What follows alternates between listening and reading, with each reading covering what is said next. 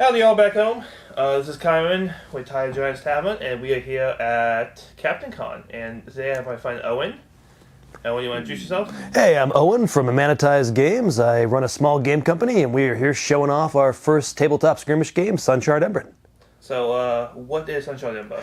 So Sunshard Embrun is a game set in the universe of Embrun. My partner Andrew developed. He is a DM for a lot of different role-playing games. He's really good at building worlds, so he developed a Hollow Earth world where it's a system where the sun has exploded, and now people are fighting over shards of the formerly crystalline sun, hence the name Sunshard. So it's a post-apocalyptic fantasy setting, kind of like Dark Sun settings in D&D. So you take all these fantasy tropes, knights doing daring do, elves and dwarves, and what happens after the apocalypse. We think that's an interesting way to approach kind of like speculative fantasy, but having a lot of fun with that. On the table, it's a 2x2 tabletop wargaming, alternating activations, usually 3 to 7 models per side, using a D20 system.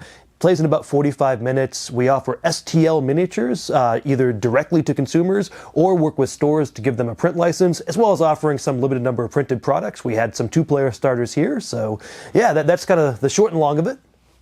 So, on the model side, we talked about this a little bit off camera. You don't do a traditional sale to like an Etsy person or so like a guy in the basement putting them out. You only let the user or mom and pop FLG, Frontline Gaming, like a Frontline store, do it, correct? So, sort of. The way I would say it is we offer direct to consumer. So, if you have a printer, you're going to print it out. We also offer licenses to stores as opposed to offering like a subscription model on a Patreon. I know that's been kind of the industry standard. Our approach is to give that equivalent license to a store as a one-time upfront fee.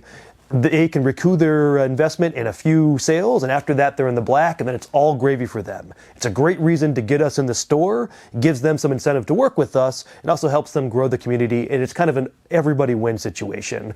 Our approach to it too is also ensuring that the cost isn't too high.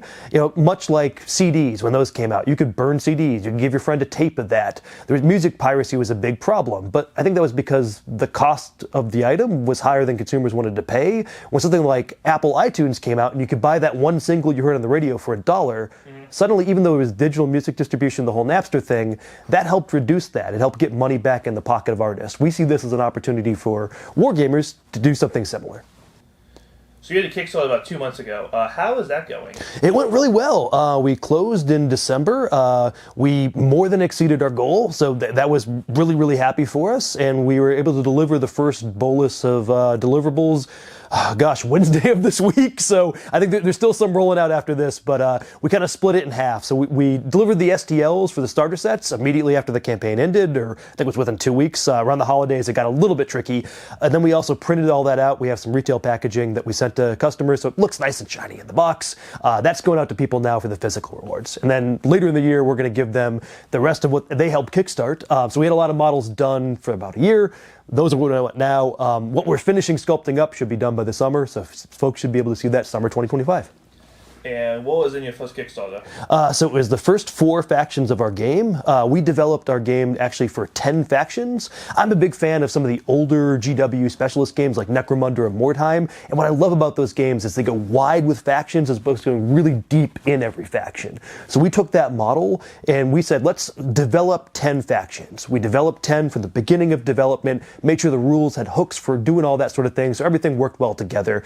Picked our favorite 4, or the 4 we thought would be the most interesting, and got those to market first. But we have 6 waiting in the wings, so next year you should see the next 2 here at Captain Con will be probably the pre-release of our dwarves, and then our take on the kind of vicious gnoll-like raiders called the Nymera. And what was the first 4 groups you released? So we released 4 groups. The Delvers, who we like to jokingly call our steampunk helldivers. They're formerly knights. Now they are kitted out with all sorts of mechanical clockwork, crossbows, crystal backpacks that let them float down from their airships down to the Blight Sunk, the area covered by the necromantic plague that caused the apocalypse, to raid for sun shards, raid for supplies, etc., then go back up to their ship. We also have the Shardborn. These are like crystalline elementals. One of my friends likes to call them crystal Pokemon. Obviously, we're not going to market it as that, but they're little crystal rock monsters that are a little bit animalistic and tend to be attuned to an element. So we have fire elementals, earth elementals, etc. We have our Remnant, which are our take on elves. Elves in our setting are almost like psychic vampires. They live on the emotions of other people. Before the apocalypse, they're artists, bards, living off happy, fun times. Not a lot of happy, fun times in the apocalypse, so some of them have basically devolved into a feral form, and now they go around murdering people, living off the death energy. Last but not least, we have the Ruin. These are people who've been affected by the necromantic blight, cast out of society, and they've found that through the power of some magical songs, they're actually able to manipulate the blight to help heal wounds, twist their bodies, get vicious weapons, and they can strike back at the people that have wronged them. Do you have any books or any short stories out giving the backstory of Fantasy Realm? Great question. So we have a little bit on our website. We're really actively working to get that part out, though. We're hoping in the next year to have a quick, Embryn, World of Embryn background book that covers a majority of the factions. We wanted to get the models out first. We do know how important that is, though, and this year is going to be the build year, really, for the fiction of Embryn. Who is making the backstory for Black Red Dungeon in your books? Is it you guys doing it, or did you contract it out? So presently, it's us doing it. As I mentioned, the other half of Manitize Games, Andrew, he's a really, really great writer, so we're excited to have him in. At the same time, it's a two-person company. We can't do it all. He can't be printing and writing all at the same time. He has some friends that are published authors in the fantasy realm, so I think he's going to pick those up. I don't want to name names until I 100% sign them on, but it's probably going to be us in conjunction with some other folks. So I've met you here for the second year, I do believe. What other events have you been to? So last year we went to 2 events, Captain Con as well as Armor Con in Marlborough, Massachusetts. This year we've got a few events planned. What we've committed to is Captain Con, which is pleasantly here. We'll be at Mayhem, which is in New Hampshire, April 11th to 13th, as well as Armor Con coming up in Marlborough, Mass again at the end of October. We're looking at one other convention in Pennsylvania in the summer. I can't commit to that though because we haven't bought our booth yet, but expect to see us a few other places this year. So you've been to these events and you're just running demos and booths. Have you ran or do you plan to run any tournaments in the near future? Yeah, so we actually ran our first tournament. We called it a Learnament here. We stole that from the Arena Rex folks who we met at Nova. And I totally spaced. The folks at Nova were great last year. They gave us the opportunity to come down with an unpublished game and show it off at the event. They didn't charge us for anything for it. I really, really am grateful to Mike for that. We actually saw Arena Rex there. They did something called a Learnament. So we totally borrowed that idea here. So we gave everyone miniatures. We gave them cards. We gave them dice. We gave them tape measures. Got 8 people in a room that had never met each other, that didn't know the game, and just taught them the game live. Gave them 3 great games so that you could really learn and play at the same time. They went away with some prizes, so really great event. We're looking to replicate that the other events we go to this year. And how did that turn out? Really, really well. It sold out, which completely blows my mind. And we got some really good feedback. I think it went well. I did think I probably threw them into the deep end of the pool a little fast in terms of starting from the demo style rules to the full rule set. So have some learnings going forward, and I think that's going to turn into a learn to play document we're going to put on our website, just with some suggestions to help ease new players into the game. So is this your full-time job? Oh, mercy, no. I run a scientific instrumentation company for my day job, which is great. It pays the bills, but you got to have a hobby, and I like to joke this is never going to be a job for me, but if it's a hobby that loses me a little bit less money, I'm winning. Well, that's good. Hopefully that Kickstarter helped make you guys some money. Oh, yes. Okay, what's a commonly held belief in your world that you disagree with? What do people think about owning a business or owning a store that you disagree with? I think there's 2 commonly held beliefs. One is it's really easy to do. Okay. We talk to people out of the booth. Hey, I've seen you around Captain Con for a few years now. You were just a guy, and now you have a company. I totally want to do that too. I'm going to do it next year. And I'm more than happy to help talk anyone through some of the hurdles and struggles we've been through to get to where we are. But it's not as simple as just I've got an idea and suddenly a game crops up. I think the other one is that 3D printing is going to look a certain way. I really do think there's an opportunity for that to be interesting and part of the ecosystem of wargaming. I don't think it's going to totally take over wargaming, and I can tell you from experience with our Kickstarter, not every 3D printing Kickstarter is going to look like Trench Crusade. I wish we had that sort of financial windfall, but we just don't. At the same time, I think there's an opportunity there both for giving people directly the STLs and having them print at home.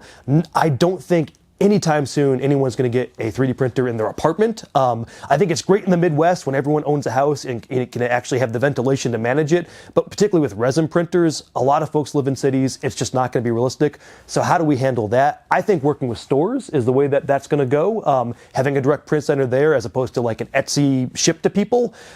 Lots of different ideas on how that's going to look. For me, though, I think keeping the local game store as part of the ecosystem is going to be really mission critical to making wargaming work in the future. How has that been working with local mom and pops, printing and selling product? Good. We're selective about who we partner with. Some of that comes down to maintaining brand identity. So we want to work with them and be a partner, but also give them things like secondary packaging. And also just work with them to understand what's working for them, what's working for their customers. Do they need different packaging? Should we split up how we sell the starter pack? Should we split up how we sell other things? That's been really good. What I continue to hear is that we're weird in that we're a company that sells them product, and we really care about how that product's received as opposed to, just order from us, whatever. It does take out a middleman in some ways. We don't work with distributors just yet. We do work just directly with the stores. That's good and bad. It's bad in the sense that we don't have the reach. It's good in the sense that when Alliance blows up, they're not holding any debt to us. So, pros and cons. What's the biggest challenge you're facing at the moment? Being able to work fast. We're a two-person team. It's been challenging for us to wear a lot of hats. I do all our demo board building. I'll do all our terrain painting. I do all our miniature painting. I also do all our rules writing. I also handle our social media. That's a lot on one person. Andrew handles a lot of the physical printing, a lot of the website design, et cetera, et cetera. All the world building, don't want to not mention that. That's a lot on two people in addition to getting out to stores, getting out to a lot of local conventions. We want to spread ourselves further. At the same time, we really need to be realistic about how we can do that. I do think our model, again, selling people the STL, selling stores the STL, so we're not having to just sit in our basement and print all the time, enables us to do that. But I just wish I had more hours in the day. So speaking of more hours, do you have any other hobbies besides this, or is this everything? So I have entirely too many hobbies. I love miniature painting. Obviously, a lot of that hobby gets channeled into this these days. I once upon a time was a musician, although I'm not going to claim that I practice anywhere near as much as I should or used to. I love cooking. I have a young kid, so it's been great to have him help out with that. I used to do a bit more. I think right now, though, my focus has been this. So you're a two-man shop. With the success of your product, are you looking to expand and grow your team and organization? We are talking with someone we have a good relationship of, potentially joining with a third person. I think as we grow, we will have opportunities to bring more people on. Right now, again, we are not something where we're making $1 million every month by any stretch of the imagination.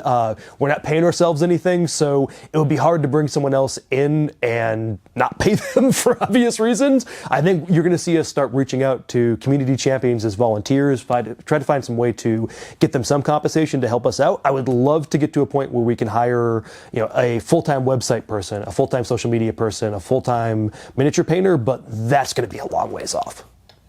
Speaking of the community, where do you see your community at the moment? Where are they regionally located? Great question. So I was a big community champion for a game called Dark Age many moons ago, and I've been very lucky in that that was a big influence on how I wrote the rules. I think other Dark Age players that knew me were willing to give it a shot because they knew me, and they also seemed to kind of like the flavor we took from Dark Age and turned it into our own thing. So we've had a lot of success of taking that community, which tended to be based in the East Coast as well as the Chicago area, the Midwest. We have a few fans out in California, which has been great. So trying to just grow those regions out now. That being said, if you want to be part of the community, we are not particular. If you're not in those areas, very happy to have you.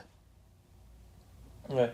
And that's really all I have at the moment. Anything you want to shout out or plug? Thank you so much to the Nova crew for the opportunities. Thank you so much for the Captain Con crew and the Armory crew for all the opportunities we've gotten so far.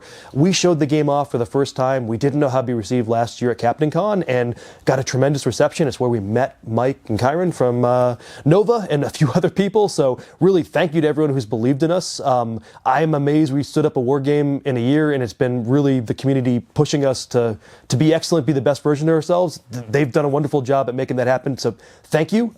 Thank you to my wife, Andrew's wife, for all the tolerance of us doing this, living the dream for a year. So they've been incredibly patient and enabling on that too. So just thank you. If you back the Kickstarter too, thank you so much. You really helped kickstart the project, and we can't thank you enough.